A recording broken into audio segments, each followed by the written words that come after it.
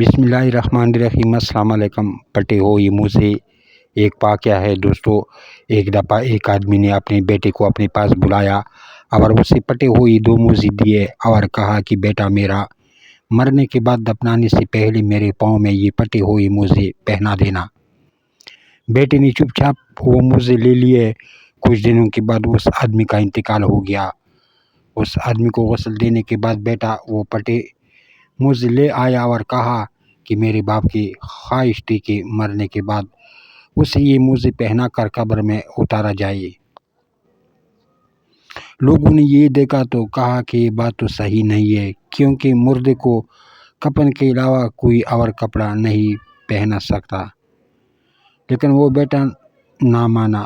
یہ بات آگ کی طرح پھیلی اور مختلف علاقوں کے علماء اکٹھے ہو گئے اس مسئلے کو حل کرنے کے لیے، لیکن وہ بیٹا اپنی بات پر اڑا رہا۔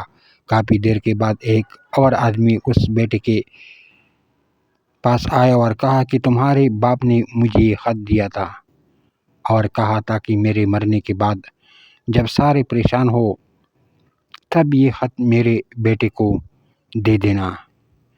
چنانچہ بیٹے نے وہ خط لے لیا اور پڑھا۔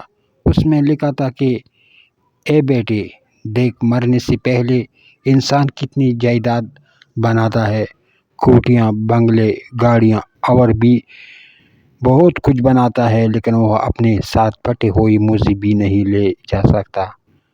تو پھر اس ساری کمائی کا فائدہ کیا؟ اپنی دنیا سے زیادہ اپنی آخرت کی فکر کرنا اور مال جمع کرنے کے بجائے صرف دین کی خدمت کرنا۔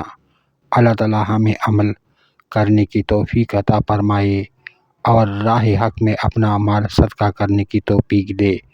آمین ثم آمین یا رب العالمین۔